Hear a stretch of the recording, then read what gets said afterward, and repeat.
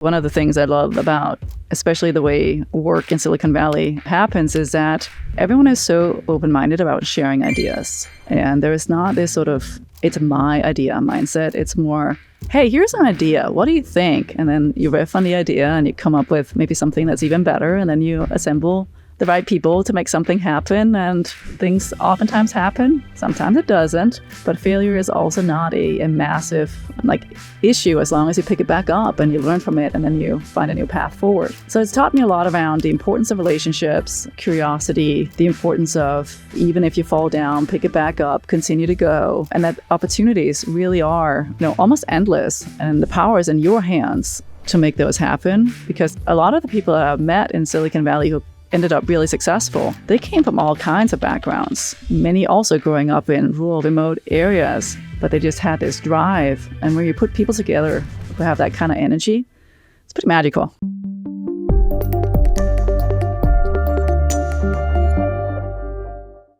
Hey everybody, and welcome back to How the Fuck Did You Get That Job, where we dissect the mind-blowing career trajectories of our guests, and when your host sometimes jumps in and asks the burning questions. Today, we're diving deep with the dynamic Heidi Andersen. Starting her journey at University of Southern Denmark, she quickly transitioned from the Danish Ministry of Foreign Affairs to pivotal roles at Google. While moonlighting as an Equinox instructor, she climbed the ladder at LinkedIn for 9 years, eventually becoming their VP of Global Sales. Now, she's reshaping community connections as the CMO and CRO of Nextdoor, and also finds time to sit on boards like Ad Council and MMA Golder. So, Heidi, how the fuck did you get that job? God, I ask myself the question at times too. How the fuck did I get at that job? In sort of the last job, that was really... Let's start too. Sorry for interrupting. Okay. I want to start too at growing up in Denmark. And you want to start the let's go all the way back. Okay. This is like a therapy session. All right, I thought you meant the last one. No, that was a misleading question. Okay. But would love to hear just about your childhood growing up in Denmark and what you wanted to do as a kid. Okay, I grew up in the countryside in Denmark, Cool. In a small, very small community. To give you a sense of how small, the schools we attended had a total number of 100 students across pre-K all the way up to 7th grade. Wow. So very small. There were 8 students in my class throughout all those years. So very small area, very family-oriented, very community-oriented. Also an area where most people sort of followed the path of previous generations and didn't really expand out all that much. I was an avid reader growing up. I read a lot of books, and very early on got a curiosity around the world and was thinking about what else might be out there other than where I live. Not that I was unhappy. What books I'm a huge reader too. And when I tell my story about marketing and such, I always revert it back to reading. What books kind of gave you that wanderlust? I mean, I read a lot of books about adventures. Cool. History books like Christopher Columbus obviously was an influence. Just really loved history in general and tried to understand migration of people and where they're from and who they are, what shapes them. And so reading through these books and you read about how people actually did migrate and where they ended up, it just inspired me to think about, well, what if you go out and discover the world, where would you go, or would you actually end up staying? So lots of influence through that, throughout the years. But ended up for many years, obviously living my life in Denmark, growing up, went to school in Denmark too. I started school at a young age, a little younger than most kids. And so that gave me an opportunity before I went to university to take a break and go travel. And I did. I meant to travel the world, ended up traveling across the U.S. and then hung out for quite a while at the beach in L.A. That was a pretty good life. What do you think that gap year taught you? And would you encourage what others it did to was take a gap year? It gave me an opportunity to really experience a different part of the world. In this case, I spent most of the time in the U.S., but I met a lot of travelers in the U.S. And so the influence of meeting travelers, hearing about their path, their stories, just gave me this sort of desire to end up in a job that eventually would have an international connection. somehow. And it inspired me to, when I went back to Denmark to go to school, to choose international business and choosing quite a few extra topics because I wanted to make sure I had as many doors open to me as possible for whatever job I would end up in eventually. But it really gave me a continued sort of zest for just understanding the world and experiencing the world. Mm-hmm. So, that's amazing. And travel is, teaches you so much. Yeah. I'm curious, coming over to the States, right? Like, what do you think expectation versus reality in business? Well, I came to the States not thinking at the time I was going to stay in the States. Like, it was supposed to be for a couple of years and then go back to Denmark. My mom called it and she said, well, you're not going to come back. And I said, well, it's just for a couple of years. Don't you worry. Yeah. And she said, right. And then I ended up staying. And now I'm like 20 plus years later in life. And I'm still here. I didn't really have a specific perception of what the U.S. working world would be like. What drew me to the U.S. and to the sort of the first jobs that I got was wanting to understand Silicon Valley. I had written a thesis at university around whether or not you could replicate Silicon Valley elsewhere. And as I was writing that thesis, this was right around .com crash, right after when it was trying to figure out itself again. I thought it was really appealing to come out to Silicon Valley and see whether or not Silicon Valley could rise back up again and regain strength and what it would be like. And so the opportunity to come out to Silicon Valley and experience the rebirth, if you will, of the .com Gen 2 was really appealing. And when I did that and came out, I just really fell in love with the tech world. Thought the pace, the innovation, the people who had these big ideas, trying to realize those ideas, incredible talent, super diverse. I just felt like I belonged in that community right away. And I felt that it was a community I could really learn a lot from. And I was hoping that I could contribute meaningfully as well. So that's what got me there and what sort of attracted me to staying. Have you ever seen the show Silicon Valley? Or no? I actually have not seen it. Okay, I was going to ask if it's true or is it? No, I never. I actually chose to never watch it. Can't tell you all why. Good, just all didn't. good, Yeah. all good. So what were your kind of key learnings from spending all that time in the Bay Area, and just the way of life they had over there? Yeah. A lot of it was around the benefits of surrounding yourself by curious people. You really get to learn a lot when you have people around you who have endless curiosity. Mm-hmm.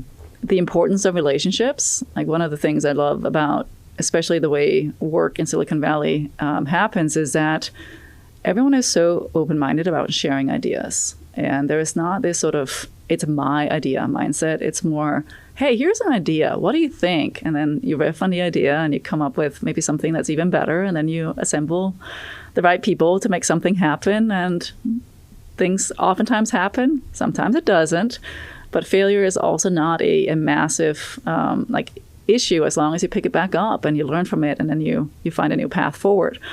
So it taught me a lot around the importance of relationships, the importance of curiosity, the importance of, even if you fall down, pick it back up, continue to go. And that opportunities really are, almost endless. And the power is in your hands to make those happen because a lot of the people that I've met in Silicon Valley who ended up really successful, they came from all kinds of backgrounds. Many also growing up in rural, remote areas, but they just had this drive. And when you put people together who have that kind of energy, it's pretty magical. Yeah, I'm sure. And so from everything you're describing, the show is similar with a comedic twist. And I think you'd enjoy it. But I'm curious too, what did, your mom, parents, grandparents say, when you were, full on doing the Silicon Valley thing, especially because I'm sure a lot of people from your rural village. For years, I didn't really understand it. Yeah. I started my tech career at Google, as you mentioned. And at least they had heard of Google. So they were excited that I was working for a company that was known everywhere else in the world. And my dad would always, with pride, wearing the Google T-shirts or jacket or whatever other swag I could give him. So they were proud, but it took them a little while before they understood what the product really does. My grandparents never understood what Google was. Like this thing called the internet. Like that was generational. Just, too much. But my parents definitely were excited for me that I was part of a company that was big and large and could have like a really big impact in lives of people. So, I got a lot of support from them in terms of pursuing my dreams. They've always been very supportive of what I wanted to do. They never pushed me to do anything. And they didn't have necessarily the imagination of what jobs I could end up in because the internet came around when I was, a student in university. Yeah. But they've always been, supporting me in following whatever paths that I've been wanting to go on and been cheering me on from the sideline. And how did you land that first job at Google? Through a friend who was already working at Google. Okay. It was a job the job I ended up in was not a job I actually imagined I would be in.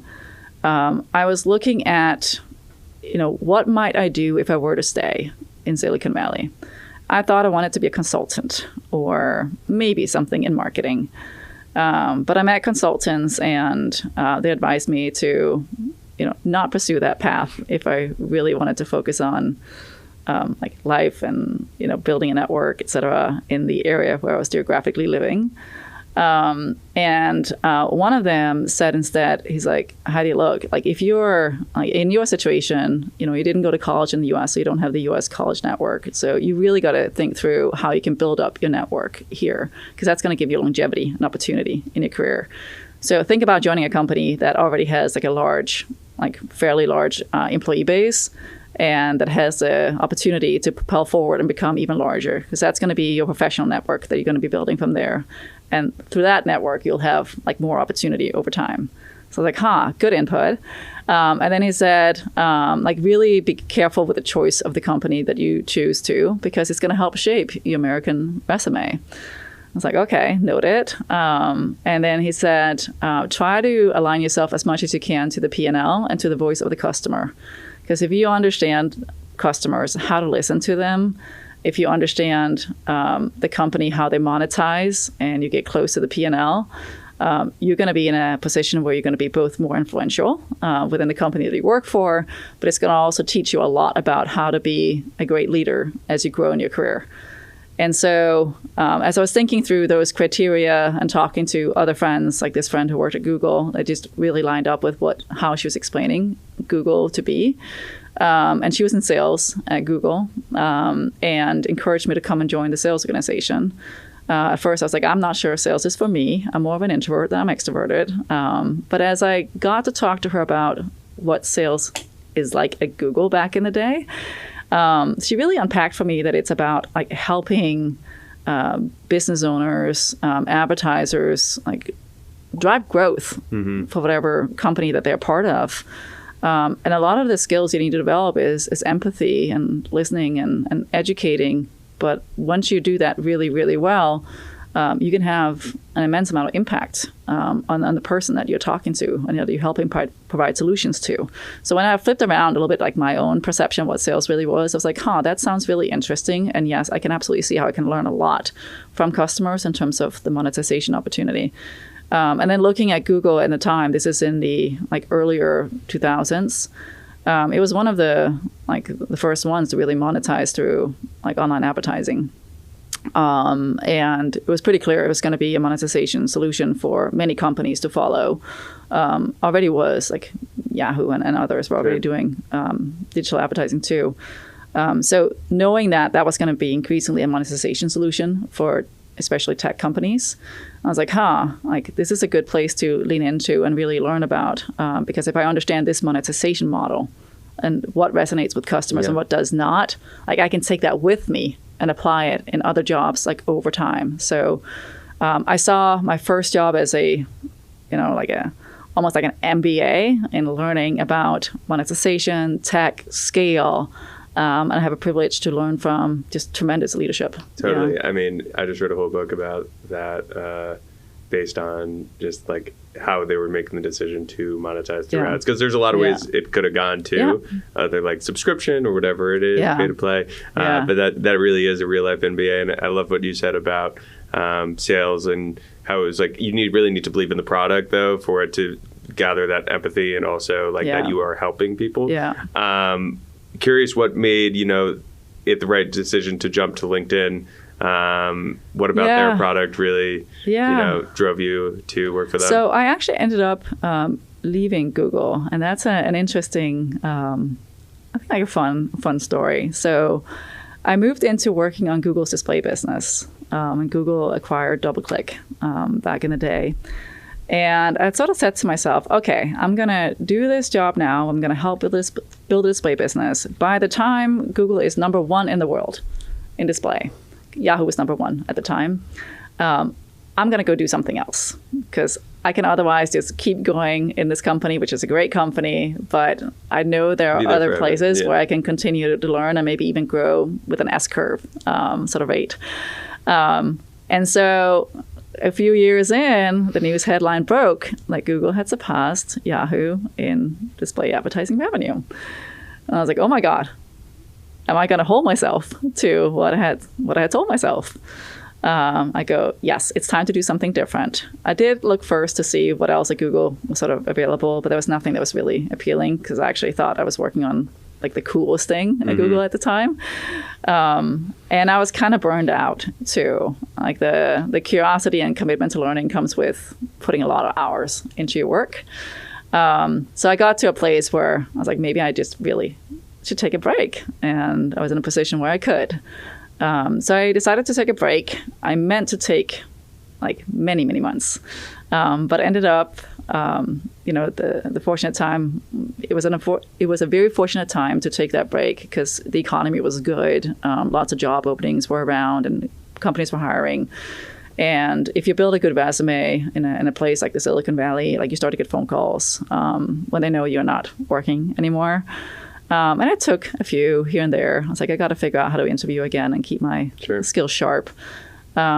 But there wasn't really one that was like really appealing. LinkedIn called. I said no at first, and then they called again. I was like, okay, let me take a second look at this company. I like the board that was on there. I like sort of the idea of what the company was trying to do. I like the purpose behind it. Thought it'd be pretty neat to help a company give opportunity to more professionals. Like being someone who's an immigrant, and I had to sort of build my own career in ways that I'd never imagined. I thought it could be pretty amazing to help pay forward in some ways. And then I was shared that they were in the very early days of building out their advertising business. And so I saw there was a unique opportunity for me to come in and make an impact, like from early on. And I was like, well, why not? Like that seems like a lot of good things are aligning here. So I jumped on it and joined to first build the mid-market advertising business, but then eventually, continued to scale and grow. And it was an amazing journey. And what do you think the biggest thing you learned from LinkedIn is? What's the biggest thing? I actually learned a lot from the leadership team that was in place. So I would say around just leadership skills. It's a company that really invests in learning and development significantly. And I was fortunate to be one of those who went through like a lot of those opportunities. Learned a lot around, Jeff Weiner, who was the CEO at the time, his notion of compassion, like really thinking about people as humans and finding compassion in all the right ways, and how that can help guide and shape a product, and how you build the product, and how you show up to the world around you as a company, and how you treat your people internally. Learned a lot around people first.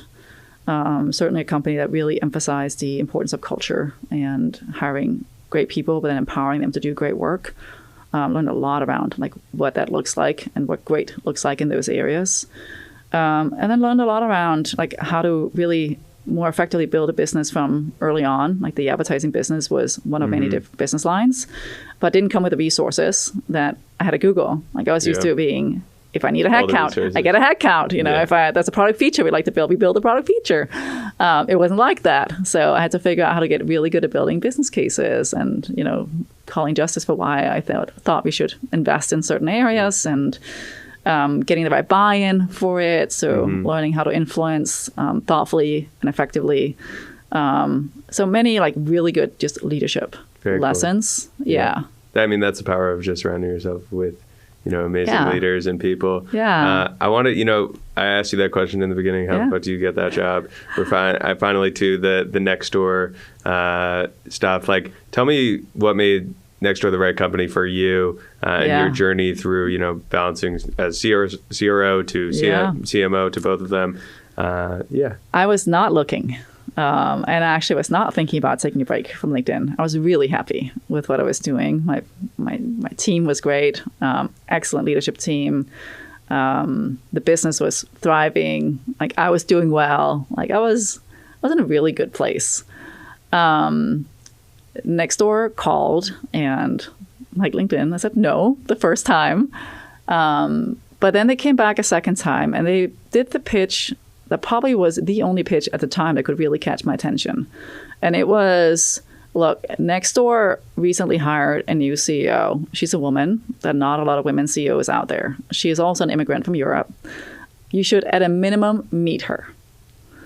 I was like, all right, I definitely should. Like, there are not a lot of women CEOs. And the fact that she's also an immigrant, I was like, this, of course, she needs to be in my network somehow. So I want to meet her. And I met her, and we just instantly had a great connection. And so I liked the person I was going to be working for, and I could see how her skills would really complement mine. She has a financial background, and that's an area where I hadn't had a lot of opportunity to sort of really invest in my own career, spend a lot of time with product, with engineering, sales, marketing. Finance was one of the areas where I didn't have as much experience. So I was like, I like her. I can see myself working for her. But let me see about the company. I had followed the company for some years as I knew the founders from way back when I first came to San Francisco. I'd followed them, but I hadn't followed them closely. I was wondering sort of what trajectory and path they were on. I've always been attracted to the purpose of Nextdoor, trying to cultivate a kind of world where everyone has a neighborhood they can belong. That always appealed to me. I could see the opportunity because everyone is a neighbor, like globally. Everyone is a neighbor. So massive scale, which sort of nests in with what gets me excited at least. And I could sort of see, a real possibility to help do tech for good, like help be a positive influence in people's lives. And the focus on community was one that really resonated with me as well. When you live far away from family, community is important in your life when you are trying to get life set up, do things in life, etc. And I liked how Nextdoor was thinking through how to strengthen local communities. So the purpose of the company, like between trying to make people a little more kind and strengthening communities, like that really resonated. The board is incredible. So I was like, well, that seems like a pretty good set of characters I could also like just learn from and build relationships with. And then finally, I felt like I had an opportunity to really help the company, given what I've done around building monetization for businesses before, starting from little to billions of dollars. That is something this company needed, and I had the skill sets for it. So I felt there was a place for me to really make a meaningful impact while helping the world get to an even better place than it is today. That's amazing. That's how I ended up making the choice of joining Nextdoor. Yeah, they say your house should always have a for sale sign on it. And like a good enough deal comes, or like, just opportunity comes along like that. That really is amazing. And I love that you said tech for good, because there are a lot of companies doing it. And Nextdoor is definitely one of those. I'm curious too, like, two-part question, but how do you manage the CMO and CRO responsibilities? Because marketing sales go hand in hand. But I'm curious how you do that. And then just what are you excited about with Nextdoor and everything you're working on? So I started out as a CRO of Nextdoor, as you sort of pointed out, and did that for the past 3 years. I've been helping build up the monetization part of Nextdoor, the advertising business. We went IPO, continuing to build our revenue stream since then. A few months ago, I started having conversations with our CEO around where we were headed with marketing. And we ended up leaving that conversation with me I should think about whether or not it was something I also wanted to take over. And I thought about it, and the more I thought about the connection between CMO and CRO, it just really became obvious that it made sense to expand into taking on the CMO role too. I already had B2B marketing in my organization and product management. So it wasn't, a huge leap going into other marketing functions. I've been working either directly or dotted line with growth marketing, so demand gen, lifecycle throughout both LinkedIn as well as Nextdoor. So the new component was the B2C side, like the brand component, and working even more closely with comms, et cetera. So that is where I would need to learn more. But, again, like not a huge leap, but at the same time, an amazing opportunity to continue to learn too and grow in a different way. The benefits definitely have been, you now have like a full stack marketing team in one organization, and you can connect that marketing funnel into the sales funnel. So you have the customer at its core, and you can follow the customer and its journey throughout the entire journey with not a lot of disruption because nothing is disjointed in it. So I have the holistic look. And, when I need to step up as a CMO, I have a direct access into the voices of our customers. And I know what's top of mind for them. And I know how I can help, especially on the B2B side. But I have a lot of empathy on B2C because even if you're selling advertising, those advertisers are also neighbors on the platform. So I get like a lot of like firsthand, maximum secondhand knowledge around what our customers are saying, what they think about our products and what we ought to be building for. And then, vice versa, like now having spent a few months in the CMO seat, I am increasingly learning about how to help shape our sales strategies in ways that really helps them comprehend what a CMO is going through today. Like what matters to them today with where the world is and everything that's coming at them. So then they can go back and they can think about how to better position the product or gain more empathy as they have the conversations and just really relate the narrative and stories into what our customers are looking for. Very cool. It's been a fun journey so far. Yeah, and it's so cool that just like you're continuously like learning the marketing and the brand side. How'd you go about educating yourself on brand and all of that world? Yeah, I mean, it starts with having a really good bench under you or with you, and having just people who are very capable of doing the job already today. And then secondly, I've been investing in my time in building my own advisory board. So I've been purposely seeking out advisors who are good at different marketing disciplines that I can hit up, and I can be like, hey, so-and-so, like here's something I'm thinking about, or here's customer feedback I'm learning about. Like, what are ways you have seen this like translate into impactful strategies in your organization or from others? Because it tends to be people who've been around marketing for a long time. So I tap into like people that I know, that I trust, and who will also tell me the honest truth that they think I'm off the rails and how I'm thinking about something. But I try to get influences from a lot of different places. Yeah, I mean, just surround yourself with people not smarter than you in that topic. I mean, that's amazing. I have one last question before we hit the quick question round. As somebody who immigrated and a woman in leadership, right? What advice would you give to someone who falls in one or both of those buckets, who is, 21, 22, trying to, build a career for themselves? Something I often part with, especially women, is don't ever set ceilings or limits for yourself, and don't ever allow anyone else to do the same. I feel we can be so good at times to come up with all kinds of reasons why we can't do something, or and oftentimes it's just because it's hard. But hard should never be a blocker or a limitation to why you can't, pursue something. So if you've got a dream, like you can make that dream happen. You just got to find a way. Yeah. And then don't be don't hold off on asking other people for advice like along the way. Like you'll find more people than not actually really want to help you. So be open to that learning, to that input, but don't go away from like staying consistent and sort of true to the dream that you have, which are the goals that you develop over time.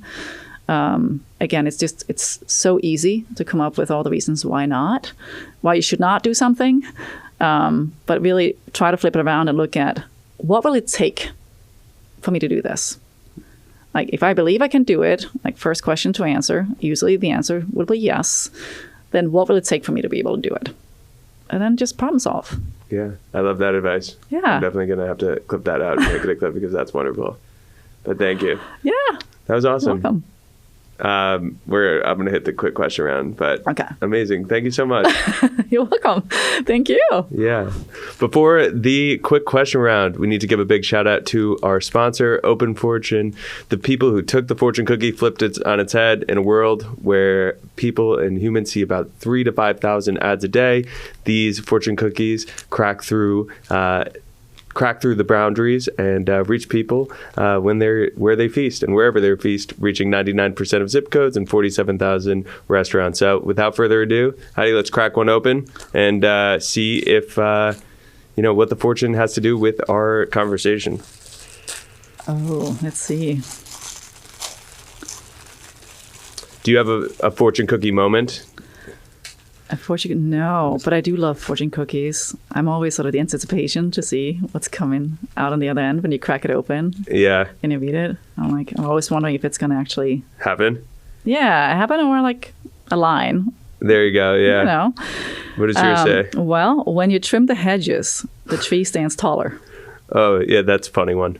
The back, flip it on the back. Manscaped. Manscaped. There you go.